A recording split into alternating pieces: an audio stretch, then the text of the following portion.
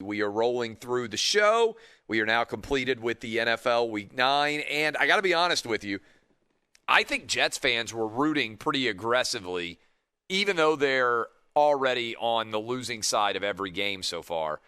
I got to think that they don't want to get outside of the Trevor Lawrence sweepstakes and at least have the ability to have that number one overall pick. And so I think last night, even when the Jets were up 10 points on the Patriots multiple times, and even, by the way, like, what in the world is Joe Flacco thinking? You're playing on a crappy Jets team. You haven't won a game all year. You're up 7 points with less than 6 minutes to play. You've run the ball decently all night, and you decide to throw the ball deep and get it picked off and allow the Patriots to come back down and score the tying touchdown with Cam Newton. And then you can't do anything when you get the ball back with about 2 minutes to play. You then manage to give the ball back to Cam and the Patriots, and then they bomb through a 50-plus yard field goal at the end of the game to win. So, look, the Patriots are a bad football team. There's nobody out there, I think, at this point in time arguing that the Patriots are any good at all. But man, the Jets were just so incompetent down the stretch that a part of me wonders, were they trying to tank to lose in the coaching staff? And what in the world was Joe Flacco thinking throwing that ball into double coverage like he did? But we have now finished the NFL Week 9. We have got a loaded show headed your direction. Let me give you a roadmap of where we're going. Barrett Sallee is going to join us in the next segment here. We're also going to talk with Ryan Glasspiegel from Outkick in the second hour. And then in the third hour, Petros Papadakis will swing by and hang out with us. All of those things headed in your direction. But as we often do, top five, bottom five on Tuesday. And usually we start off with the top five, the list of positivity. But I think based on the Jets playing last night, Monday Night Football, in honor of that game, in conjunction as well with the fact that the Patriots are not very good, I think we start off with the bottom five teams in the NFL. If you got the music in the background for me there, let's go ahead and run through and make sense of what I think is an ugly, ugly collection of talent. So these are the teams. Let me just say this. If your team is bad, I think there might be 5 or 6 quarterbacks that are drafted in the first round, depending on what exact needs there are out there, because I think there are a lot of talented quarterbacks coming out of college football at the end of this year. I know it's early, but there are a lot of bad teams, and since we're talking about bad football teams, what cures bad football teams? Usually decent quarterbacks. So look, Trevor Lawrence probably going to go number 1 overall. Justin Fields, if you watched him play so far this year, the Ohio State Buckeyes 3-0, he looks incredible, all right? And then I think it gets intriguing what exactly the rest of the quarterback positions will look like. I love Kyle Trask. I think Kyle Trask has first-round quarterback talent at Florida based on what I've seen from him. Zach Wilson at BYU, for the right system, particularly if you look at what Kyler Murray has been able to accomplish, Zach Wilson could theoretically make a lot of sense as well out of BYU for some people. Trey Lance, I'm not going to claim to be an expert in, I believe it's North Dakota State quarterback signal callers. I haven't watched a single one of his games, but everybody seems to be in love with him. And Mac Jones, all right? That is 6 playmakers at the quarterback position that I think will have some interest in the first or early part of the second round, depending on which teams are picking. Now, you want Trevor Lawrence because he's going to project so highly, but I think if you were watching last night, certainly the Jets want Trevor Lawrence, and we know the Jags want Trevor Lawrence probably. But also, if you're a Patriot fan, which of these quarterbacks are you looking at? And in the back of your mind, are you kind of thinking, if you're a Patriot fan, hey, we're 2-5, we're 3-5 now, 2-6, whatever the math is. Why do we need to be concerned about trying to make the playoffs? We're not going to make the playoffs this year.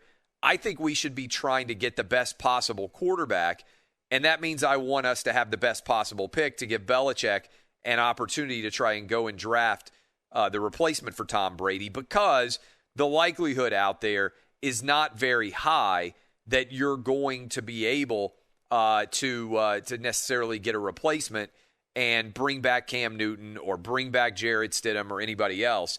It feels like to me it's pretty easy to make the decision to go ahead and tank if you're the Patriots because of all the success you've had and you want to have like an easy transition where you go to another good quarterback. So that's my idea anyway. But the Jets tanked, and so here we have it, the list of the worst teams in the NFL so far this year through 9 weeks.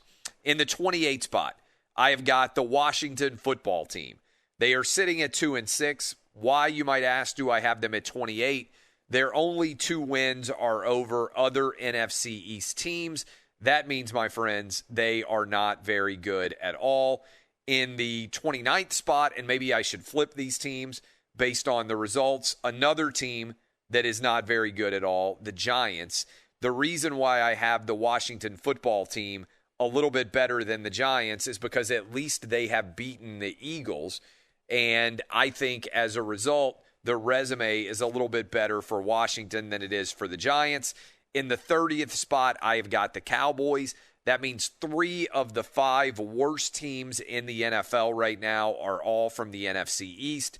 In the 31st spot, I have got the Jags, who are desperately hoping that they are going to be able to fight their way into the Trevor Lawrence sweepstakes.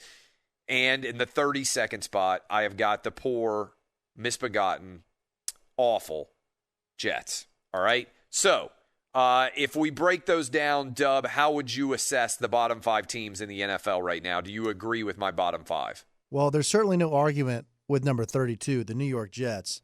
Easiest call we've had in a long time for the worst team in the NFL right now. Absolutely. And for much of that game last night, I was thinking, who is Clay going to put it as his new worst team? But not to worry, the Jets became the Jets late in the fourth quarter. Joe Flacco with that interception. Awful interception. That's just unexplainable to me why they were even throwing the ball in that situation. But then, yeah, you mentioned it, the 3 NFC East teams.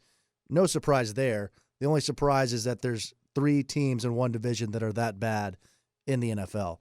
That still is shocking to me, that the NFC East and how bad they are this season. Did I mess that up? I haven't. The NFC East is so atrocious that I honestly just kind of gradually, glance at some of these games when they're featuring the bad teams. Did Washington, and this also speaks, like the Giants just beat Washington, right? They did, yeah. 23-20. I knew one of them. Yeah, I knew one of them won 23-20 over the other. So let me flip that. I'll give, because inevitably, people will be like, wait a minute, why are the Giants worse than Washington? I'll give the Giants credit. I will put the Giants at 28, and I will put Washington at 29, just based off of the game that we just saw. So the Giants are a small smidge better than the Washington football team. Do you disagree with any of the rankings otherwise? So I'm modifying on the fly here. I've got in the 28th spot the Giants, 29th spot the Washington football team, 30th overall I've got the Cowboys, 31 the Jags, 32 the Jets. Yeah, it's hard to argue. Those are the bottom 5 teams in my opinion as well. Yeah, it's just all of those teams. Honestly, there is some reason for optimism. One of the big challenges here would be, by the way, the Dwayne Haskins story is still super weird, right? Like the fact that now you've got a Kyle Allen serious injury, you got Alex Smith coming off the injury, Dwayne Haskins has just disappeared. So we feel like Washington's in the quarterback market. I think, frankly, the Cowboys, as this season collapses, if you really like one of these rookie first-round quarterbacks, I'd be almost more inclined to go with them over Dak. We know that the Jags are in the mix, and I think it's just hard to believe that the Jets are really going to stick with Sam Darnold, right? I just think it's highly unlikely that they are going to stay in that position.